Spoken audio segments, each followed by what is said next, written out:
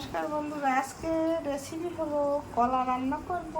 ইলিশ মাছের কাঁটা দিয়ে এখানে কলা কেটে একটু হলুদের গুঁড়ি দিয়ে একটু ধুয়ে নিলে কষ্টটা বেরিয়ে যায়। তারপর এই যে হালকা হালকা রোজদারা মশলা লাগবে আর কাঁচামরিচ দিয়ে রান্না করলে এখানে ইলিশ মাছের কাঁটা ভাজা দিয়েছি, হলুদ মরিচ লবণ দিয়ে মেখে ভাজা হয়ে গেছে। এখন নামিয়ে নেব। তারপর একটা কড়াই দিয়ে কলাটা আমি 1 চামচ তেল দিয়ে ভাজা দিয়ে দেবো। এইভাবে কলা দিয়ে ইলিশ মাছের কাঁটা দিয়ে রান্না করে খেতে খুব দুর্দান্ত টেস্ট হয়। দেখুন কীভাবে আমি রান্না করি। আর একটা কড়াই দিয়েছি, ইলিশ মাছের কাঁটা ভাজা হয়ে গেছে। এখন 1 টেবিল চামচ তেল দিয়ে কলাটা দিয়ে দেব।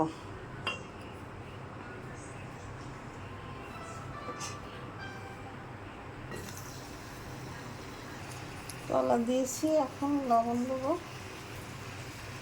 1/2 চামচ, হলুদের গুঁড়ো দিয়ে আর একটু আদা দিয়ে এটাকে ভেজে নেব।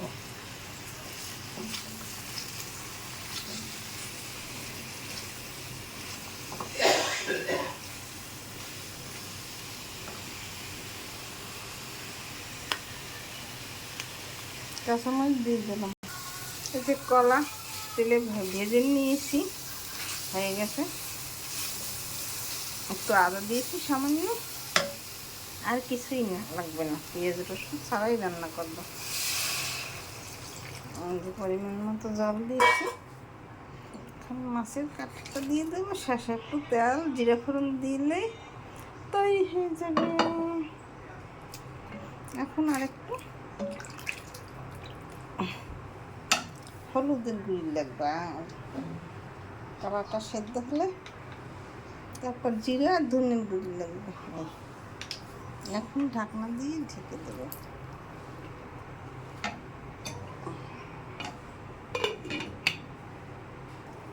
এখানে তেল ফোড়ন দিয়েছি, সরিষার জিরা ফোড়ন দিয়ে হয়ে গেছে। এখন চুলা বন্ধ করে দিলাম।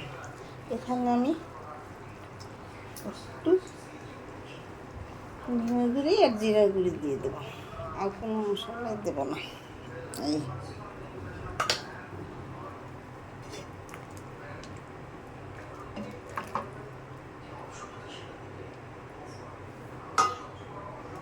এখন এই তেলটা দিয়ে দিলাম।